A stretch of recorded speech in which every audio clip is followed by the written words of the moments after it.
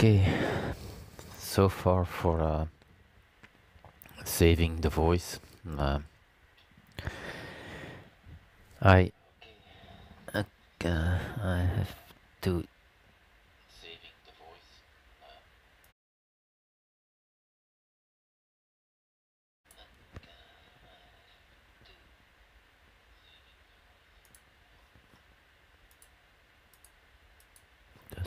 Test. Okay, testing. Okay, this is better. I have some feedback from where? Okay, problem solved. No, during yesterday's show of SOLS, I already had some. Hi, Martin. Problems. I didn't feel very well last evening, and this morning when I I had to wake up rather early because I had to go with my mom to the hospital, and the only sound that came out of my throat was so I was thinking, oh boy, no show today. It was not good at all,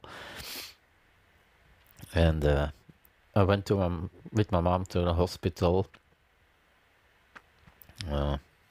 They went with a tube in her stomach, but it went very good.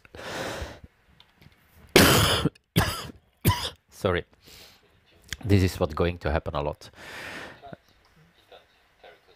But I came home, and yeah, bit by bit my voice came back, so I had a good rest, drink some tea, and I still.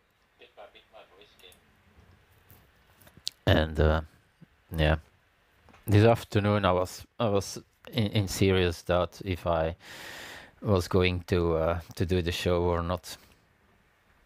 But bit by bit my voice came back, but at a lower a lower pitch. So I'm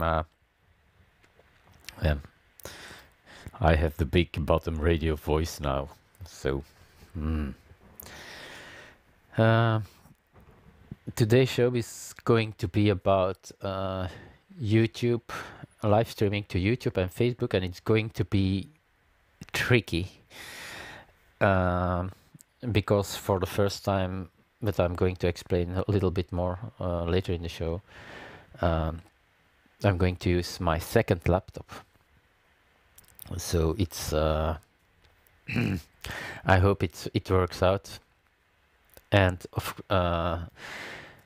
the last couple of days, I went through all the options of Facebook and YouTube, and there are some pitfalls, and I have to be careful at a certain point when I show my screen that I not show my stream keys, because yeah, otherwise I have to remove the recording and do something with the stuff I recorded. And also, it's kind of tricky. I'm working now with 1, 2, 3, 4, 5 screens. I've created normally some shortcuts. So 0 has to be my new laptop. This goes to preview. So then I can say 1 is my left screen, 2 is my laptop, my big laptop, and 3 is my right screen, what I'm watching now for YouTube. So this is how I quickly set it up.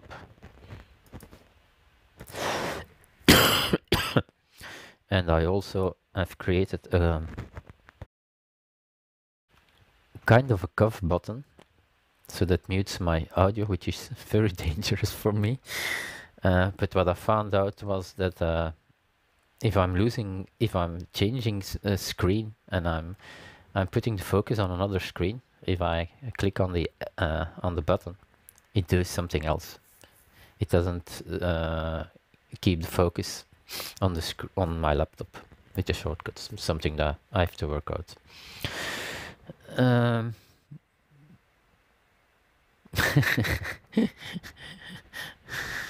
This one is too good. Let's put that up. So Tommy is asking, I can read through that fog. I will get your keys and put Woman Beach Volleyball on your channel. Yeah. Okay, I'm going to click record. Put this one. Good. Prepare my second shot. And when it's 8 o'clock, we'll start the show. So far it's Martin and Tommy. It's yeah, with NAB. Oh, bye Charles. Hi Elmar, nice to see you guys here. Yeah, we're soon going to start the show, and yeah, it's 8 o'clock, so let's start the show. This show is sponsored by Xkeys, the company that knows how to push the button. Hello everyone, and welcome to episode 9 of School of Live Streaming. As you're probably hearing, there's something wrong with my voice. I told a few people already in pre-show, but when yesterday evening during World Show, I had problems with my voice, and this morning I stood up and the only sound that came out of my throat was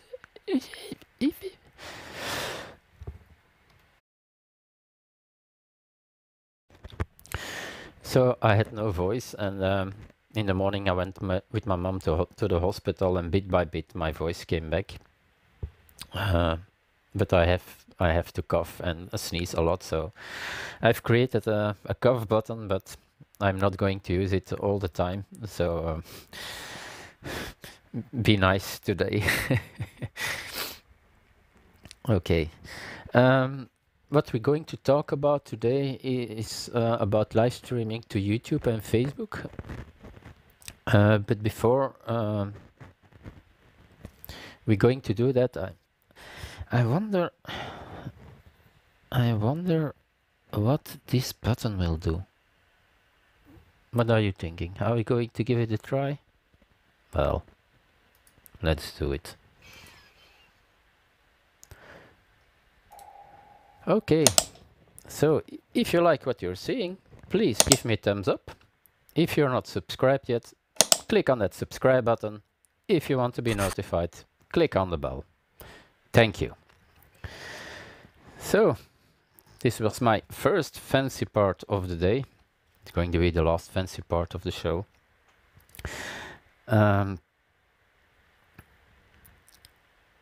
This week also something happened on my channel, and yeah, it's not that important, but yeah, it's my first little milestone.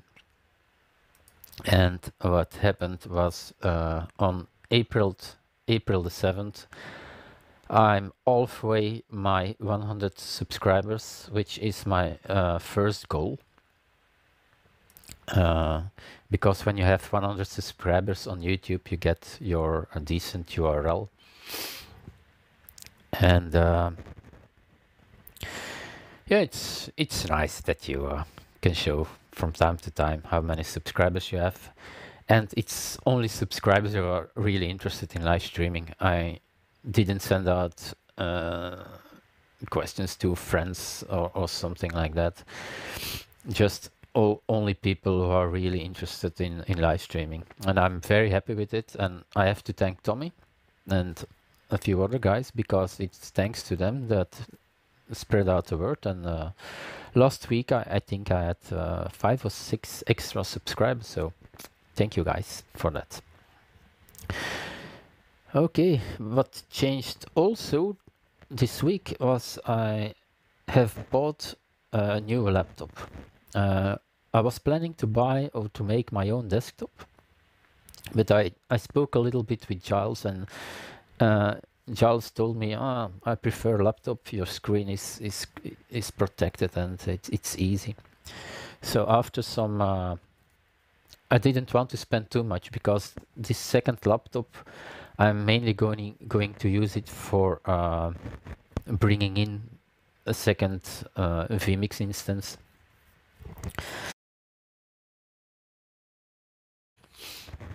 And I'm also going to use it to do live streaming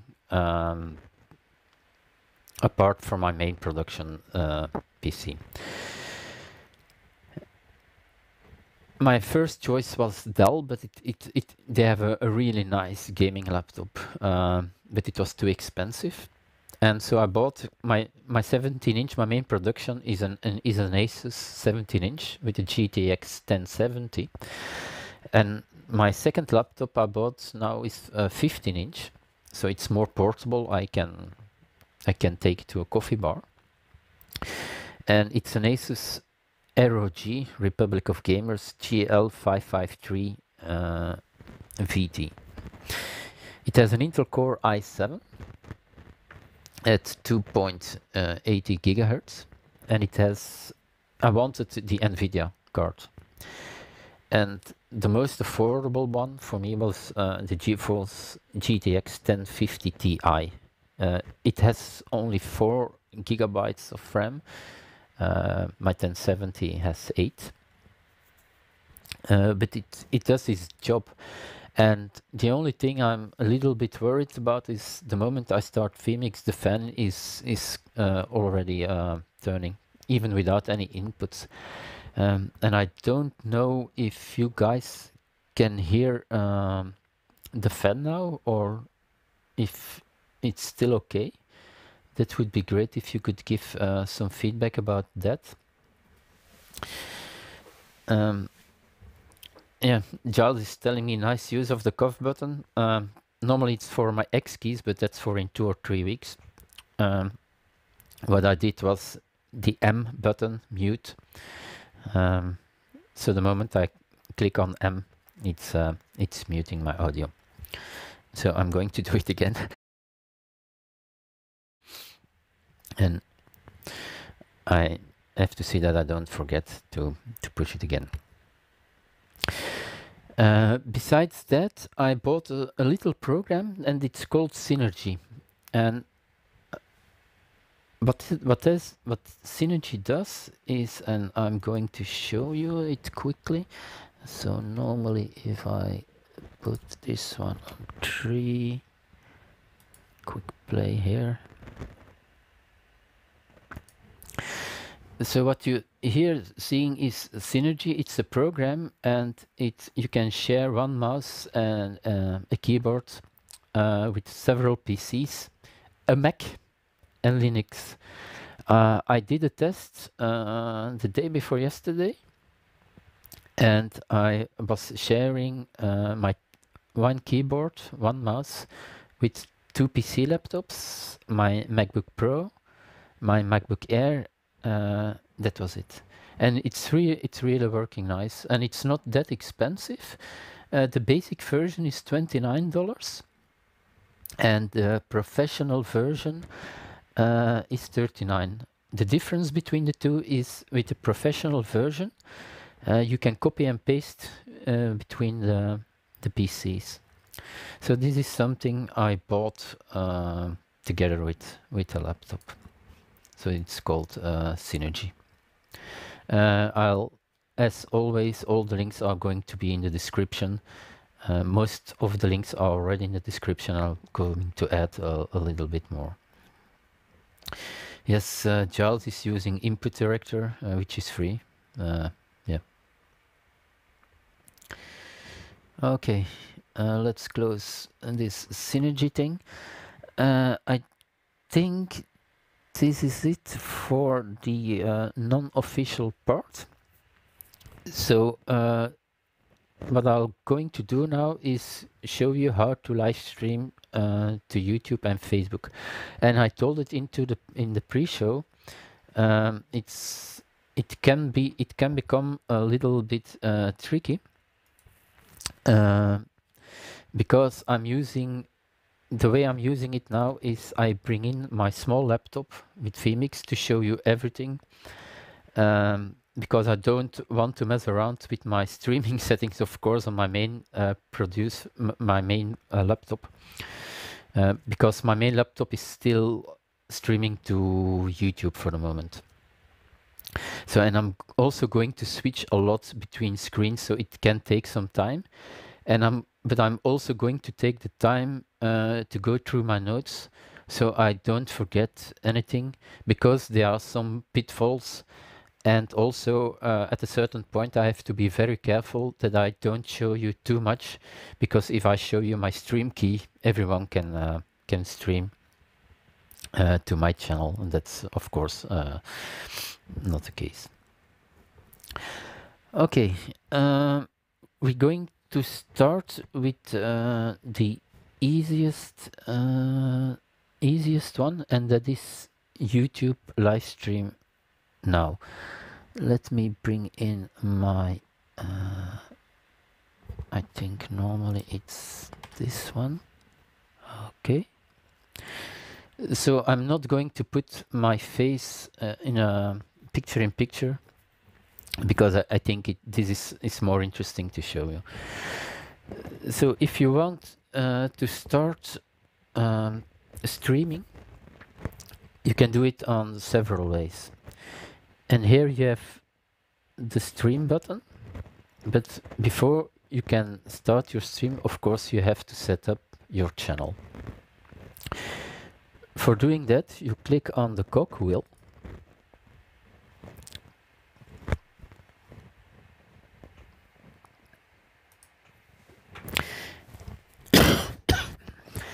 And here, by default, it's called default profile. You can make as many profiles as you want. Let's say that you have several shows. You can make a profile for every show. What I tend to do is, for instance, say I'm going to create a profile for Facebook. I'm going to create a profile for YouTube, and then I'm going to create another profile if I want to stream at the same time to Facebook and YouTube. So, but let's start with YouTube live stream now. So I'm going to say, okay, add, and I'm going to say here, YouTube live stream now. Okay. And in every profile, I can have 3 streams at the same time. This is very interesting if you want to stream at the same time to Facebook and YouTube. Later I'm going to say what can be a problem. The biggest problem at this moment in vMix 20 is that when one of the streams is going down, let's say you are streaming to Facebook, YouTube, and Twitch. If one of the 3, let's say that Twitch goes down, also your Facebook stream and your YouTube stream is going down. So that's a dangerous thing, and that's the reason that I'm, for the moment, when I had one laptop, was only streaming to YouTube. If I interpreted correctly the last vMix show, one of the Easter eggs, I called them, was that there were separate streams, because I saw they were streaming to YouTube, and a few minutes later said, oh, let's say hello to our Facebook friends. So this would be a great thing for me, because then you can say, okay, I stream live to YouTube, Facebook, and whatever. And if my Facebook stream is going down, at least my YouTube stream and my other streams are okay. So that's something you have to be very careful. Yeah, that's probably going to be vMix 21. Well, about vMix 21, rumors from NAB are telling that in the next coming weeks, beta version is going to be launched, probably with all the new stuff. At the end of the show, I'm going to say another thing about vMix 21. But let's stick to the topic. So what you're seeing here is by default it's custom RTMP server. For the sake of simplicity, you can use two ways in live streaming. Use custom RTMP server, and then you see that you have to give the URL and a stream key. I'm going to show you where you can find it. Or by using the API. And what an API does, it's kind of a bridge between two programs. It's a lot more complex than that, but let's say that with an API, program A can talk with program B. In this case, vMix is going to talk with YouTube.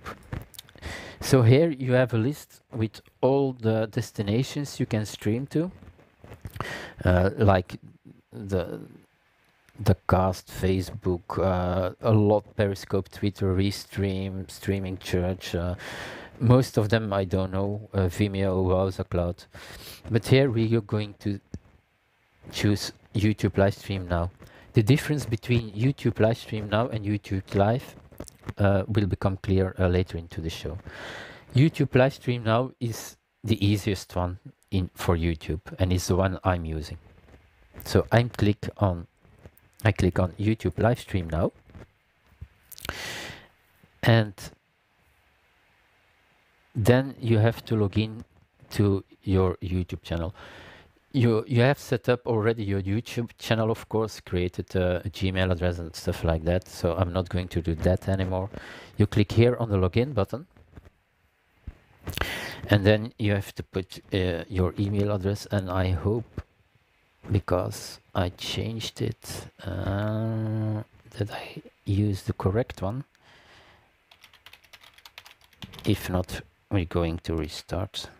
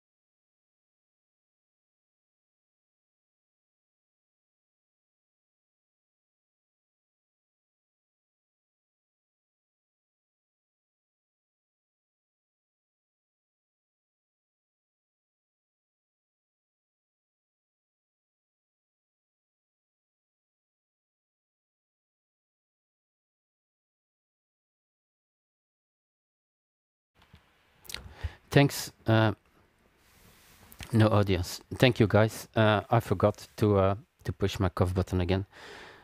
Thanks, Tommy. Thanks, Charles. I hope you could follow a little bit. I'm going to let if I cough, I cough. I'm I'm not going to push the button again. Sorry for that. So here the option you're seeing here, use hardware encoder. It's when you have an NVIDIA graphics card, you can make use of the graphics card, and it's going to take away a lot of load of your CPU. So if you have an NVIDIA graphics card, tick use hardware encoder, and you can then click here on save and close.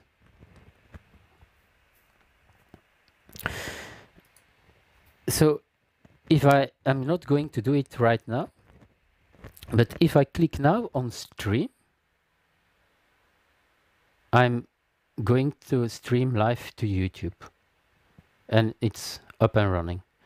So that's a very easy way to stream live.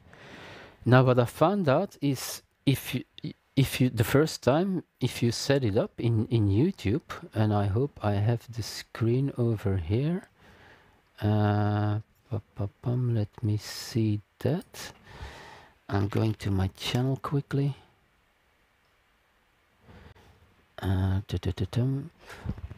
Let me show you what I'm doing. I'm going to change here to my third screen.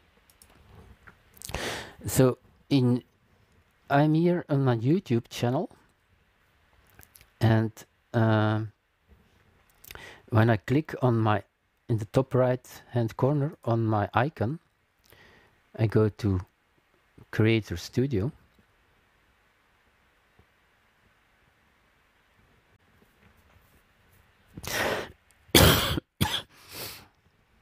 You have here live streaming, and this is what we have done. We set it up, stream now. What you see here, I prepared everything in front, so you can, because the key is always going to be the same if you're using live stream now. And I'm going to yep, okay. What I found out today is here under your basic info, you have this tick box, schedule next stream. And the last couple of weeks when you went to my website, you were seeing live stream offline. If you tick this tick box, you can say live stream is going to start at 8 o'clock. That's what I did. And what it's going to show you, and I have it somewhere over here, I think. No, I didn't take a screenshot. But when you go then to your website, it's going to show you live stream is scheduled to start at 8 o'clock. So that gives you some added information for people who wants to see your live stream, and they can hear, they can see whenever you're going to be live. Here on the bottom, YouTube Live, you're seeing a server URL and a stream name key. I told you in the start there are two options to go live, by using the API or by putting in everything manual. So let me quickly change again to my laptop.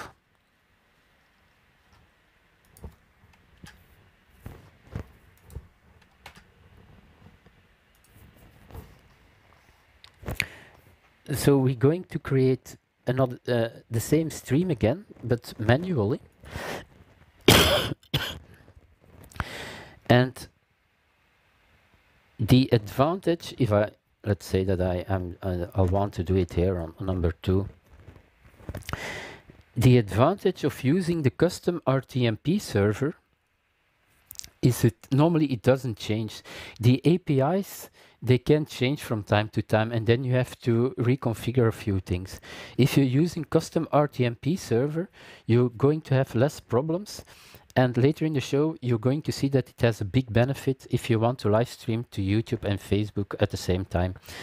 So here you can choose custom RTMP server, and when you go to the other screen, then you see here RTMP, RTMP youtubelive.com. So you copy that one, and yeah, I can't copy it right now in on my smaller laptop. If I go to my smaller laptop, I can paste it over here. So it's RTMP a.rtmp.youtube.com/live2, and here the stream name or key is, if you go to YouTube again,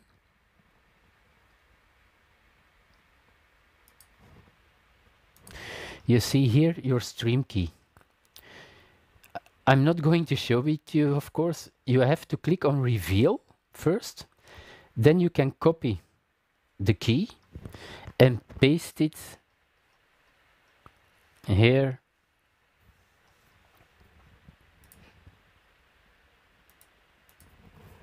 in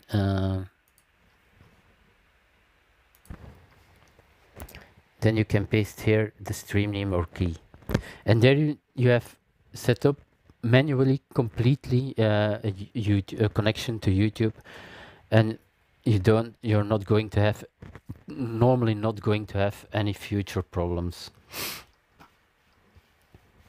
So this is it for YouTube Live. As I said, this was the this is the most for me the easiest way to stream to YouTube. But you can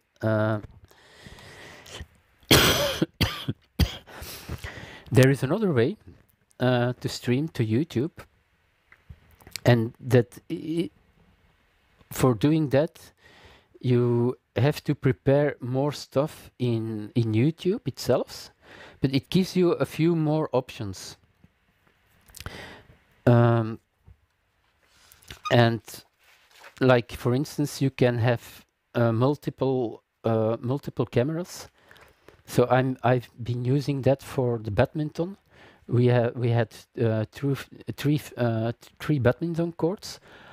After each badminton court, we had a camera. We used 3 laptops, and if you're doing the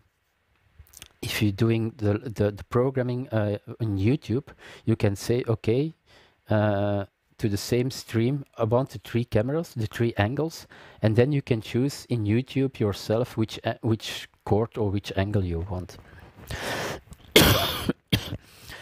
To do that, so the first time we choose YouTube live stream now, you have to choose here YouTube live. But all the other work has to be done in YouTube.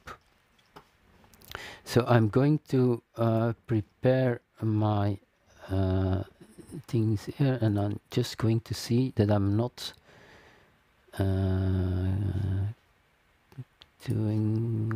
see what's going to happen. Okay, if I say create event, okay.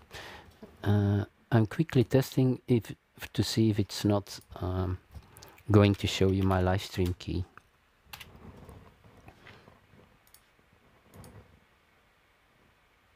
Bear with me for a moment. Yeah, okay. So let me share you my screen. And it can become dangerous because I'm going to do it on my production PC.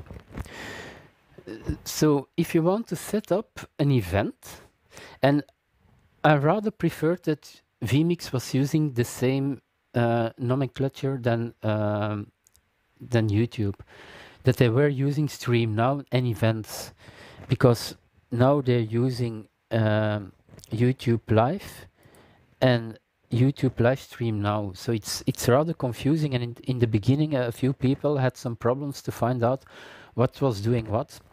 So we're going to use now YouTube Live. And here what you have to do is you have to create a new live event. You can create multiple live events in forehand.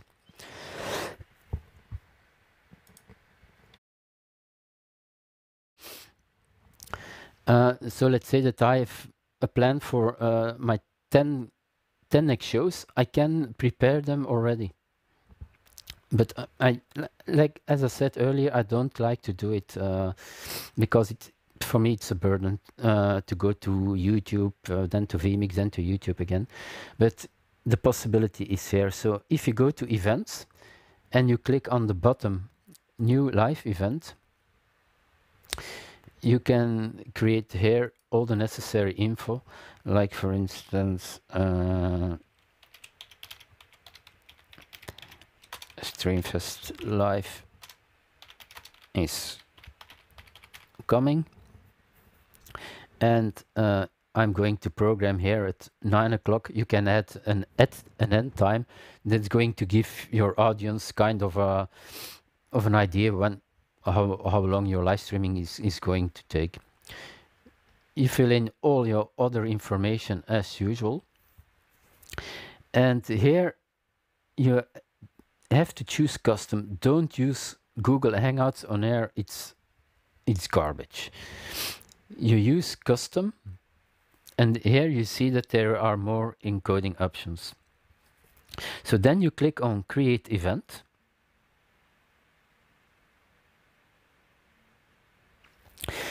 and then here you see you have main camera and add a camera.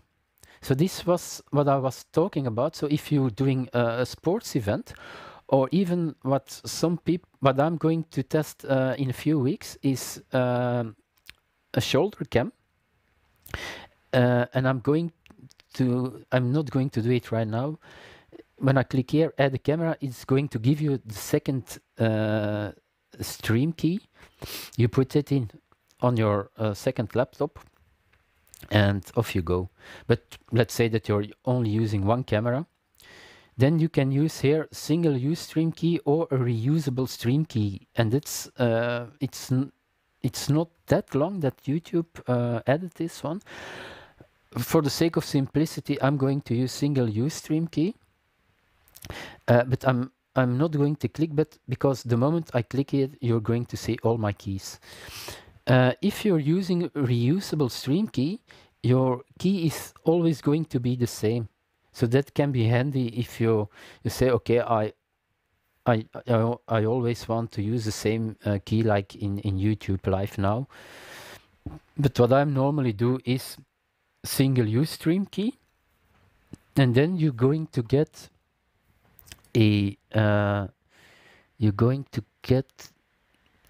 this screen. So I blanked out a few things. So the moment you click on Save Changes, single use stream key, it's going to give you here your stream name, primary server URL, and backup. That's going to give us too much. The most important thing here is the stream name, and that's what you have to fill in when we go to the laptop here. Where is it again? Here. Okay. Here you see stream key, and that's where you have to fill in the stream key.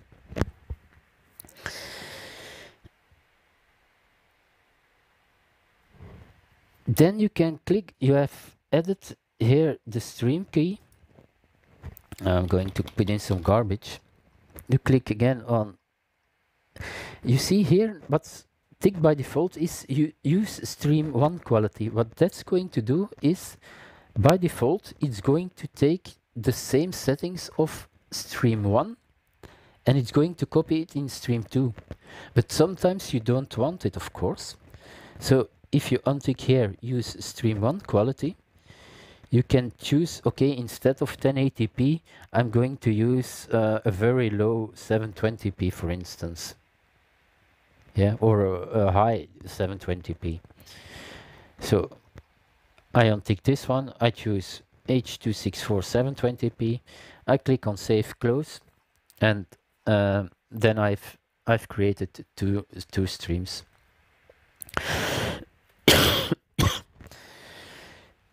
And here is where the troubles sometimes start, and because people are then they're thought, okay, I've created, and I'm going to take a look at the chat room at the same time.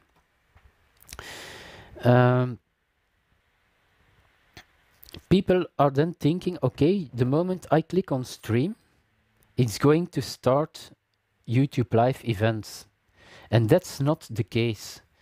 What you have to do, but I can't show you it, of course, is you have to go again, but let me show you it this way. I'm quickly going to set up a test, and if I say okay, I'm going to say it's 9 o'clock. That's okay. This is all okay. Save changes.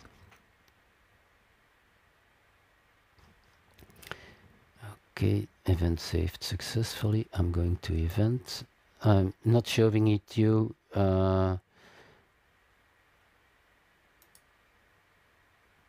because of my it's not going to work. What you have to do is you have to go, and I'll quickly show you the screen here. You have to go in YouTube again in events. You have to start the event over there. I'm going to show you it probably next week. I'll prepare a test event, and then I can show it you the proper way. You have to go in YouTube to events, start the event in YouTube. First, for instance, start it in vMix. It's going to send the stream to YouTube.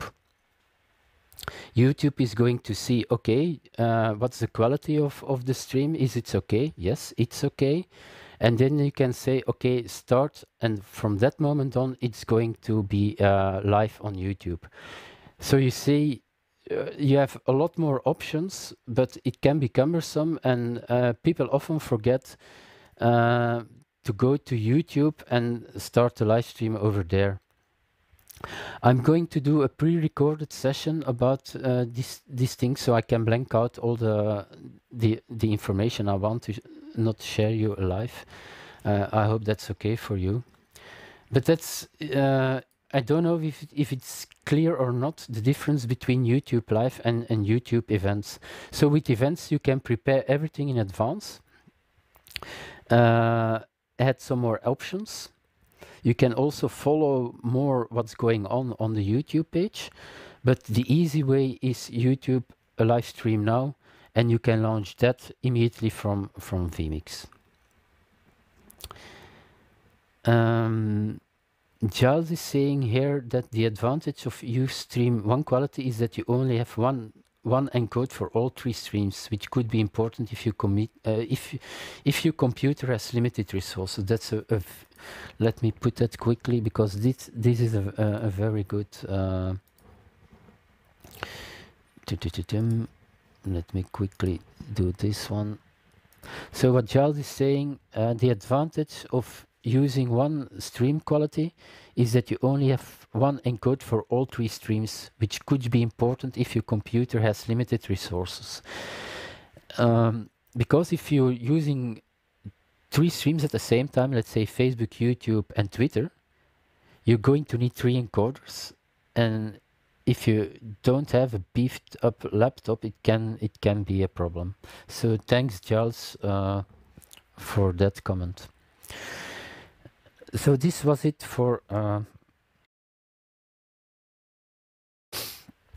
for the two possibilities to stream to YouTube.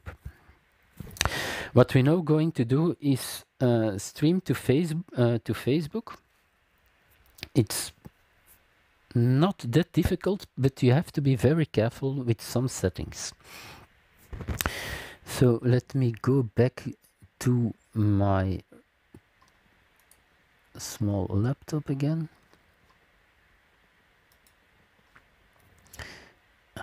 Okay, this is not what I want to do here. Let me put this one here. Okay, you're seeing the correct screen now.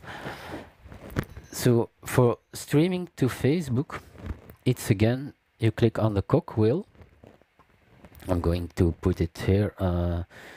Well, let's create another one just for Facebook. The advantage is in Facebook you only have one option.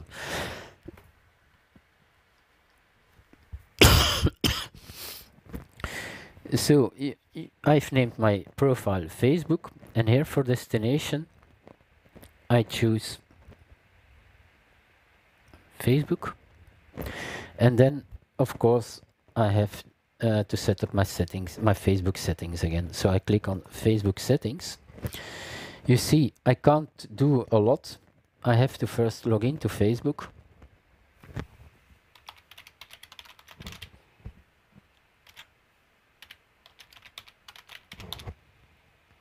And for a very strange reason, the moment I click here, okay.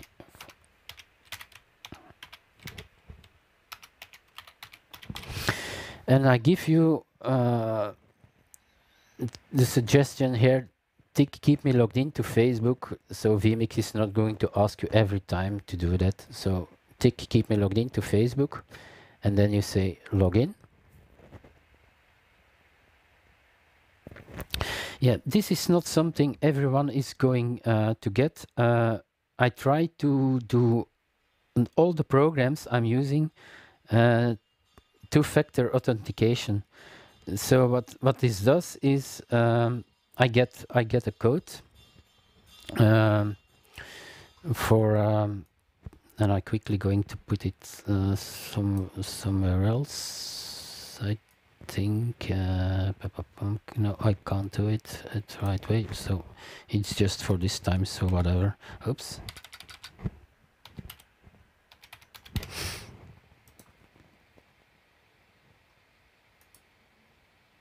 So this is not something you normally don't get. So it has found my account. You can give your stream a name.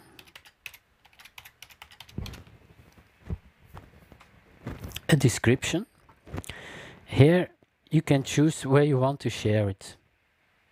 You can say, okay, I want to share it on my own timeline, on a page where I'm the administrator of an event. You've seen probably that I created all the times on my Facebook page the events. So what I then can do is I choose my event, and I can then tell people to go to Facebook page, and the moment I click on stream, it's going to start. Now, the moment you have made a connection with vMix and Facebook, by default you have to see what's your security is, because normally you can choose here friends or public. The moment the first time you make the connection with Facebook, you can choose what you want. It's best there to choose public. Why? Let's say that it was on friends the first time you made a connection, and you choose here public. It's not going to do that. You're not your audience is going to say we can't see your live stream, because it's always going to take the smallest group of people. So if you put your event the first time you make the connection between Facebook and vMix, put it on public. You can change it. I'm going to show you where you can change it. Put it on public, and then here you can you have all the options you want. Okay, I want a test stream only to me. I want everyone to see it, or only the friends of my my Facebook page, of course. Here you can say standard stream of a continuous stream. I never use continuous streams. As you can read, this is for 24/7 streams, and Facebook will not keep the recordings. And then here you have a tick box which says automatically end stream on Facebook when stopping streaming vMix. I really like it, and I'll let it ticked. So I can then say here create stream. It's going to create a stream, and the moment I'm not going to do it, then the moment I click here on stream, it's going to launch the stream.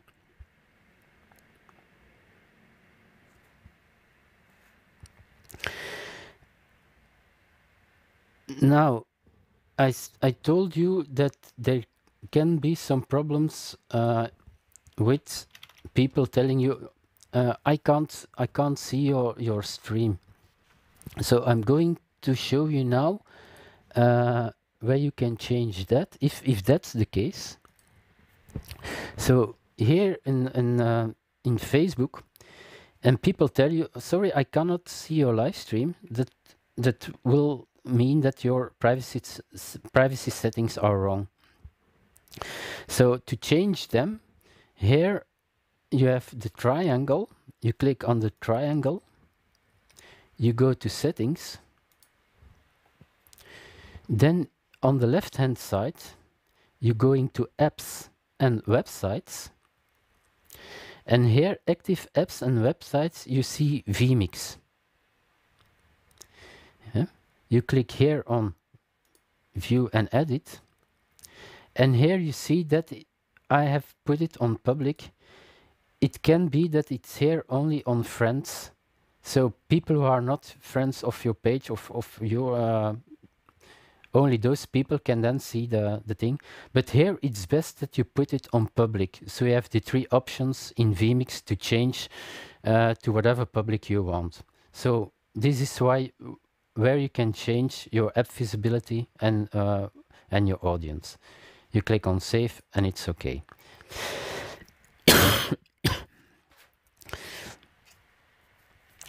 Now, what I found out, and let me change again to my laptop.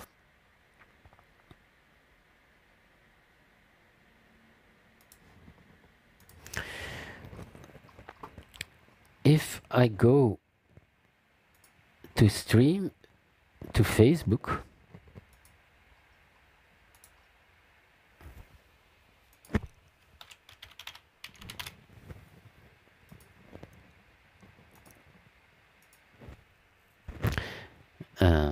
I'm going to say Facebook again. I have to log in. Oh.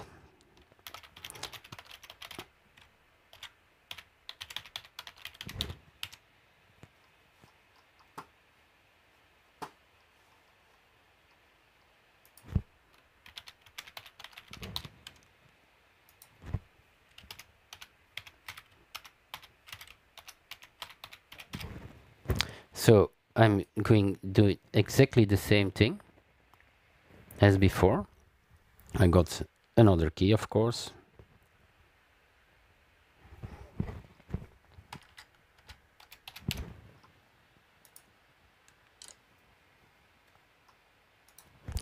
Here is what I found was sometimes there is a problem. If you share it on your own timeline, there's not a problem. But if you stream it live to your page, and this is probably what I'm going to do, it can give a problem. Uh,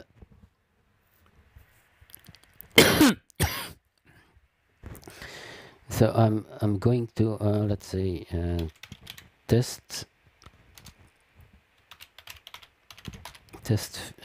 Facebook page School of Live Streaming, create stream.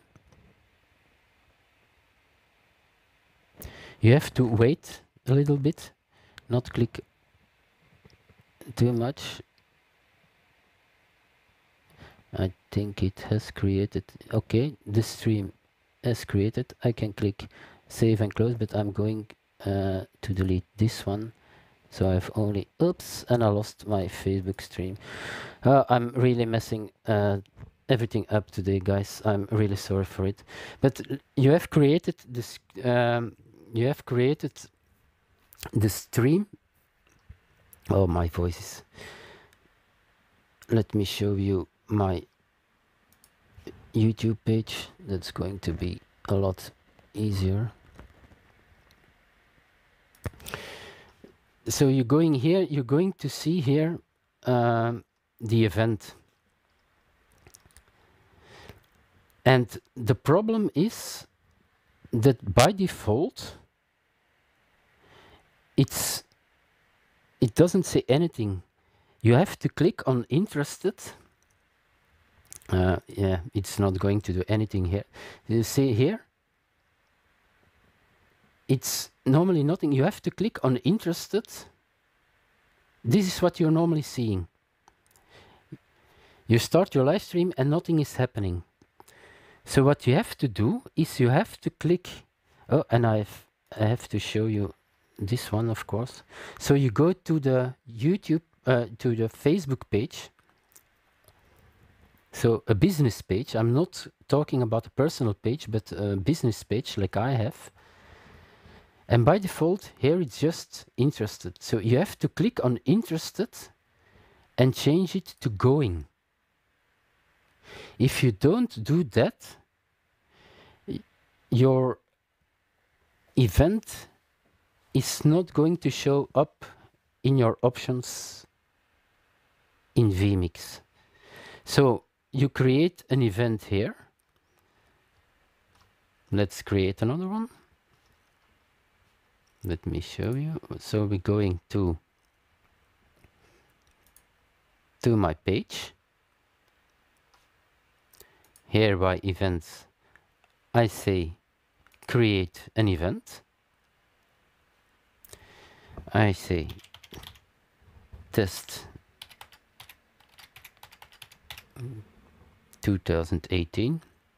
I'm not going to bother about all this thing. And I say publish.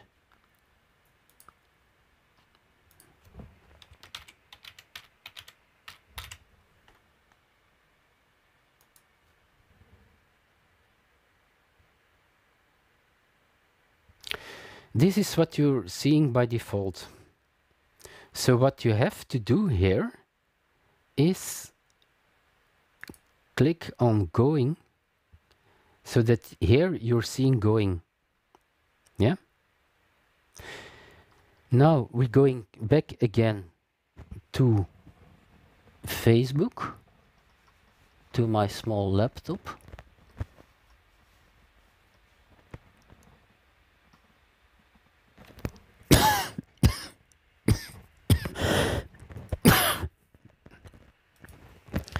And if I create a stream now, you're going to see that the test event I've made is in the list of choices.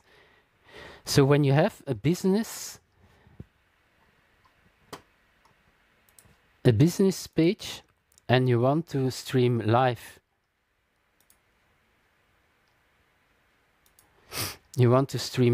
to your business page, you have to change this stuff.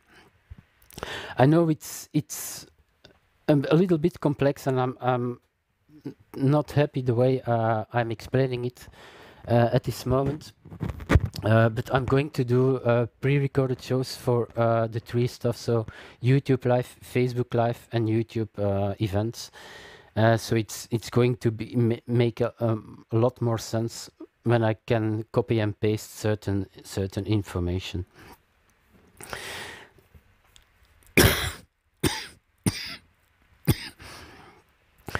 So this was it for Facebook, live streaming to Facebook and live streaming to YouTube. As I said, the easiest one is for YouTube, YouTube Live, Facebook not a problem. The problem occurs when you want to stream at the same time to Facebook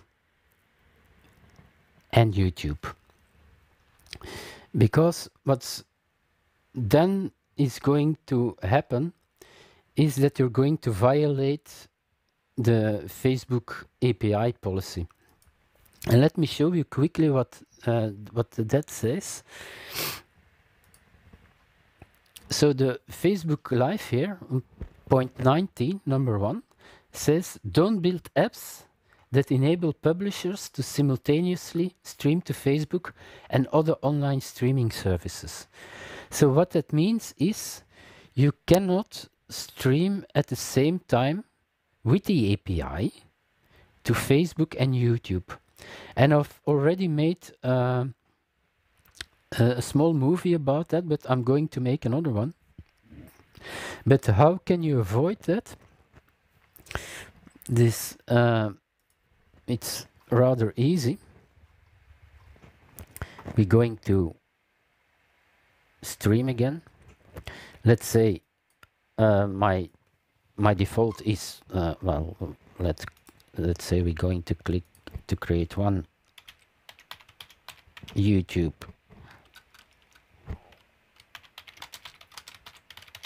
and Facebook. Okay, we click here and we say okay, we're going to stream to Facebook. Facebook settings again. I quickly log in again.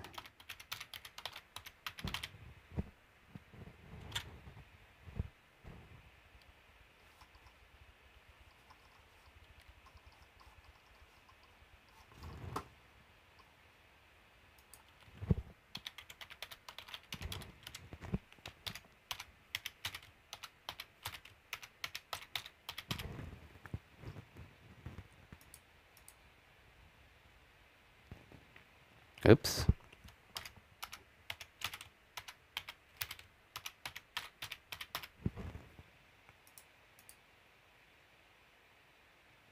What's happening?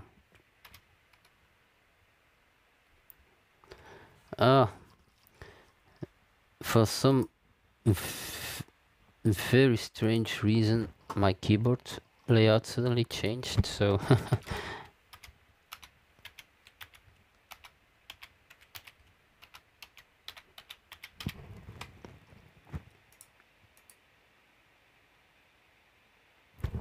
okay, my code again.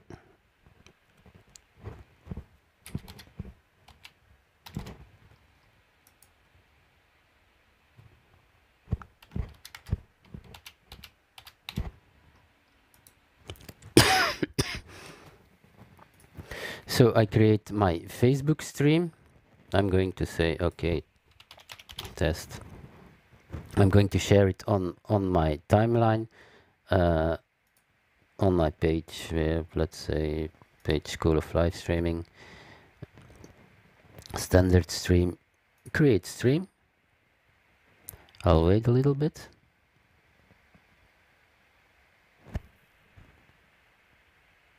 And sometimes here was a problem that I clicked too many times on create stream, so you have to be patient. So this is now okay. Yes, it has created the stream. Let's say that I'm going to stream Facebook has a maximum of 720p, of course. So I'm going to choose here 720p 2.5. Use hardware encoder. And for number 2, I'm going to say YouTube. YouTube Live. And yeah, of course, I don't have the stream key here, but here what I'll do here is I'll put my stream key. I'll say save and close. And when you do this and you click here on stream, It's going to say you, oh, you can't do that. You're violating. You cannot stream at the same time to YouTube and Facebook.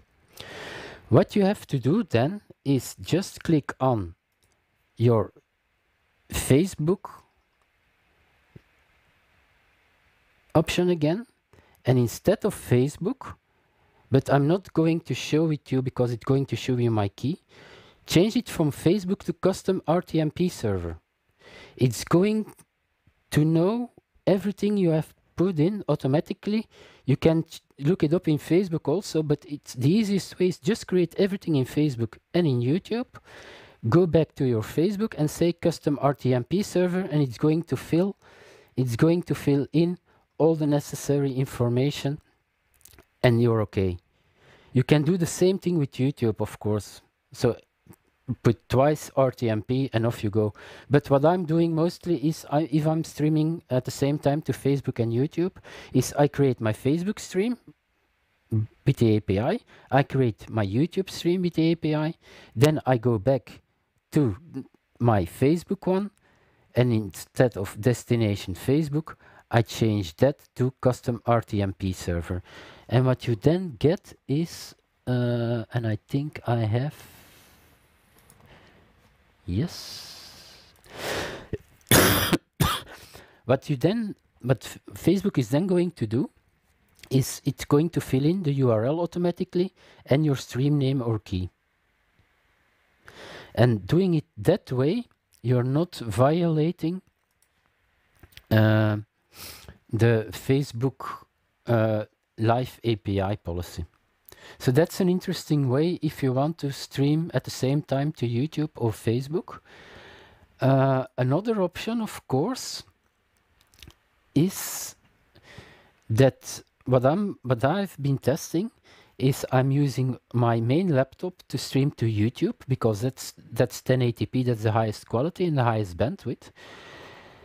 What I'm then doing is I send out via NDI my program out to my second laptop, and on my second laptop I set up my Facebook stream also with the API, and I launch. Then of course you have to click on 2 laptops. You have to launch your stream, but that's also a way. But the easiest way, if you want to stream at the same time to Facebook and YouTube Live, is just create them the regular way, and then change Facebook to RTMP, save and close, and everything is okay.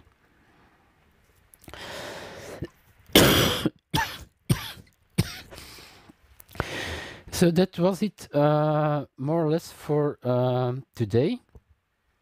I'm personally not that happy with the way I explained it today. I think it was too complex for beginners. I tested it and I tested it. One of the problems is that I couldn't show you a few things because I was then showing you my stream key, and that's why Giles also, like, from time to time use some pre-recorded footage, because now you had to wait, because I was watching for my numbers here and stuff like that. So I'm really sorry for that, but I hope you got something out of it. As I said earlier, I'm going to do pre-recorded stuff, how to do it to Facebook Live, YouTube events, and streaming to Facebook and YouTube. I'm going to put it on School of Live Streaming, and I'm going to put the links on my Facebook group and of course on YouTube. So I still have something to say in the post show, but I want to thank everyone again for staying so long today. I want to thank Tommy, Merle, Giles, Martin, Elmar, Fabstream, and all the other guys who were who are live today. Next week is normally my 10th episode, and I still doubt a little bit about the topic. Normally it's going to be vMix call, and I'm going to try to invite one of the SOLS people as my guest, so that we can show you how vMix call is working. What we still have to do then is explaining how Zoom is working. But I think the most important thing, and where a lot of people are waiting for, is shortcuts. And then I'm going to explain how the X keys 24 is going to work. Yes, Mel, you totally right that the pre-recorded would be helpful to many, because I really think this is a topic. I think I know my stuff, but it was too cumbersome to explain it in an easygoing way. I had to click too much, and if you can show people pre-recorded footage that has been edited, it's going to give a lot better drive into the show. But anyway, I hope you guys had learned something today. Certainly with the small pitfalls I showed you. I'm also going to send out a lot more information in my newsletter. So those who doesn't have subscribed to my newsletter, you can do it on my website, schooloflivestreaming.com. I'll put a lot more information over there. And before we're going to call it a day, vMix 21. And I'll try if I can find it, because normally it was some people had a non-disclosure information, but I don't know how much of the non-disclosure it was. They put it on, Scott Pienta put it on Facebook and a few groups, so I think I can share it. If not, it's my mistake, but I think it's going to make some people happy. So let me quickly show you my screen here, and what a lot of people were eagerly awaiting for is this. So you see in vMix 21, probably you're seeing here 3 color correctors. So you're going to have the option of correcting, doing color correction live. How it's working, I don't know. It's on the World of Live Streaming groups. Someone posted it over there. It's on their account if they're going to have any problems or not. But this is a great option for a lot of people, not personally, not for me, because I only have one camera. But if you have a lot more cameras and you want to do some color correction, I know that Giles and Martin are really big fans for it. I think now it's safe to say that it's going to be in vMix 21. Okay, guys, this was it for me today. I'm not going to do to the Zoom room of SOLS today, because my voice is really going backwards again. Sorry again for messing up a little bit the show, and I still hope to see you next week. See you, Bob, and bye-bye.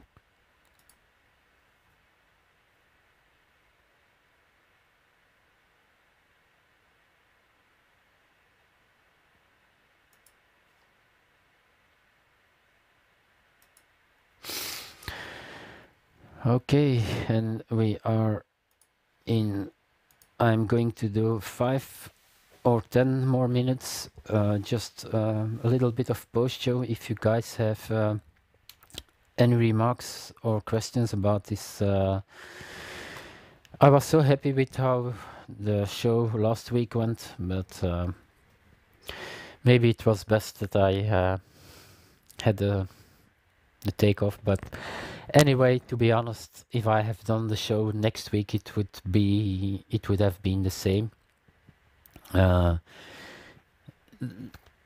I told it before, I'm still learning, and showing you some stuff live is not always the good option, I think.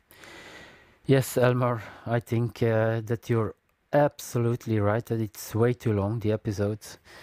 Elmar, what do you think would have been better to just say do Facebook in one episode and YouTube on another episode?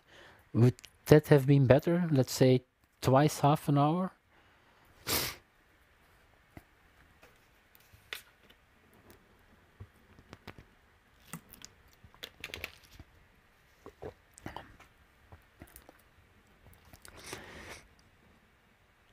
Yeah, I think, to be honest, that stuff like this, 1 hour is too long. If you're playing with lower thirds and stuff like that and overlays, there was a continuity, and today was there was no continuity.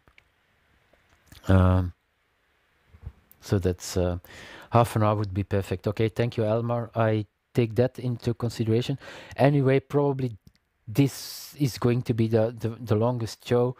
If we're going to talk about vMix call, it's not going to take that long, probably. I'm going to combine it maybe with some NAB news. When we're going to talk about shortcuts and stuff, that can take a long time. I'll try to make it, and maybe I'll take Elmar's advice. Maximum half an hour, and if we haven't seen everything, okay, after half an hour, a small other segment, and the next week we're doing the rest, because it's, for me, 1 hour it's really flying, but it's to be concentrated, it's too much. So I'm going to keep it in half an hour, one segment, maximum half an hour. So thanks for that, Elmar. Yeah, Tommy, sometimes it's take a long show to get the point across, but then everything has to be, I think 1 hour is okay if I wasn't messing around too much with all the screens and that you guys had to wait for the codes and stuff like that. So that's a learning point, but a good one. So often shorter is better, not always, but in this case I think Elmar has a good point. Do you guys have any other ideas for shows? Because I think I have for 2 or 3 weeks still a lot of information, like shortcuts, vMix call, maybe Zoom. So if you guys have other ideas, if you want to see something, as I said earlier, you can send me a mail via the website or here in the post show in the chat, and I'll try to be honest, most of the stuff that I teach you now is also new for me. Shortcuts, I know my way a little bit in shortcuts, so I'm going to show you what I know. But maybe in a few weeks, when everything is really good and everything is set up good, I'm going to invite Giles or one of the other WOLS guys to talk a little bit more about shortcuts. And the idea is then that we're going to do on this show, trying to explain you how the producer starter kit that Giles made with an XKey24, how that you have to set up everything. But I'm going to do it, I'm going to do a test if I'm going to do it really live or with pre-recorded segments. probably I'm going to do some pre-recorded segments and show you that in my show, like Merle said earlier, because I think it's going to be better, and it's going to give you a better dynamic. And as I have pre-recorded shows, I can put them on my website where all my other courses are going to be. So all the pre-recorded shows are going to be over there. So you don't have to watch 1 hour. If you said, I'm not interested in all this Facebook live or YouTube live streaming stuff, now you have to watch what to scrub through the timeline. If there are segments of 15 minutes or maximum half an hour, you just can watch whatever you like. So that's probably how I'm going to work.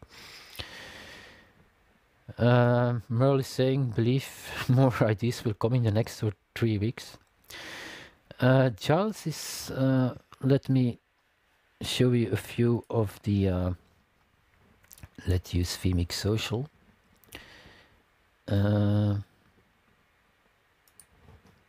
What Giles is suggesting is, how about doing your first live stream? And I don't know if Giles is serious now of making fun of me, knowing what happened with my first live stream, but it's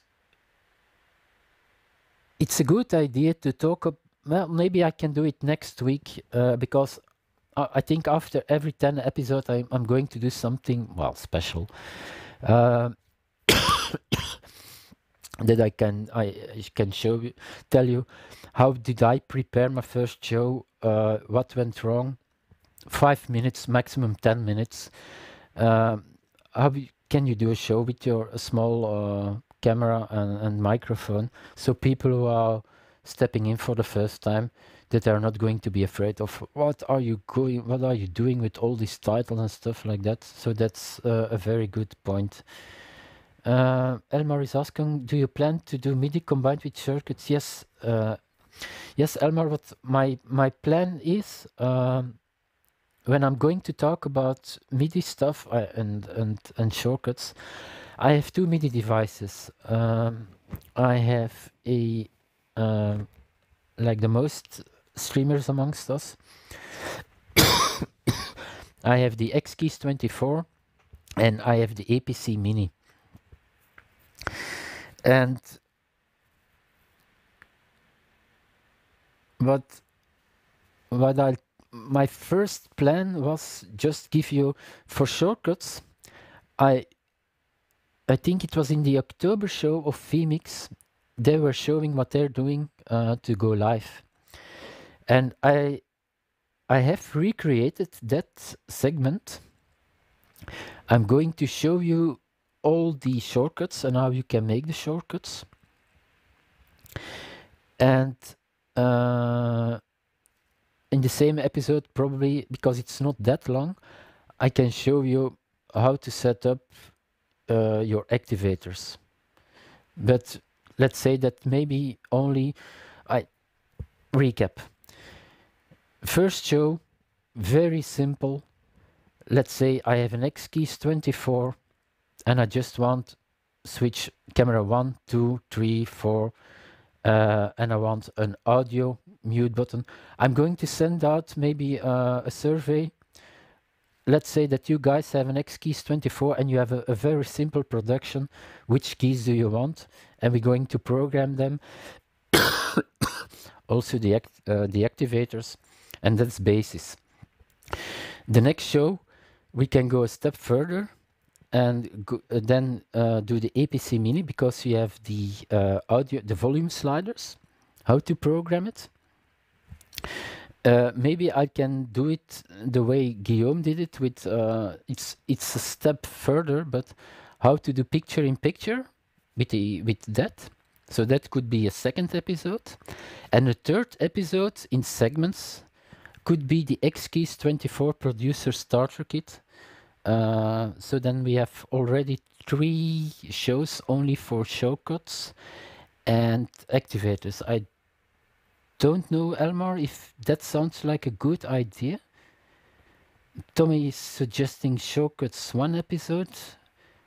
and activators a second episode. What do you guys prefer? Doing shortcuts in one episode and going a little bit further, or let's say shortcuts activators basic one episode, and then the next episode shortcuts activators for, let's say, for people who already saw the first episode. So what are you guys, what do you guys prefer?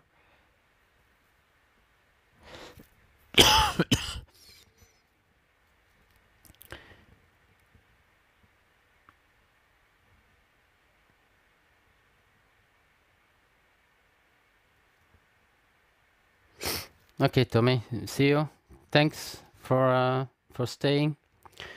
Okay, so Elmar, Tommy, and all the other guys, I'll send out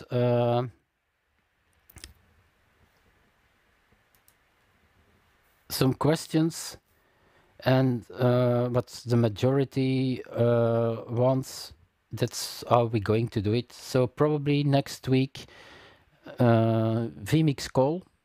It's going to be a rather shorter episode. Hopefully I have one of the Wolves guys as a guest, so we can show you what we saw, the overlays and stuff like that, and how to switch. Talk a little bit about NAB without going too deep. And yes, Tommy, I 200% agree with you that we need more info about all the shortcuts. I printed them out and a lot of them doesn't make sense to me. I don't know what to put as input and stuff like that, but it's something we can discuss. The advantage is, of course, that I have two laptops now and that I can put one, and if there is a crash on that laptop, it's not going to influence my main live stream. But I'm going to delve a little bit more into the shortcuts, and we see how we're going that. So my voice is really now have had its best time. Thanks again, everyone, for staying and having this patience for this long and yeah, let's be honest, not the best shows I did so far. Hope to see you next week again. And if not, see you next Monday on Wolves. Bye bye, guys.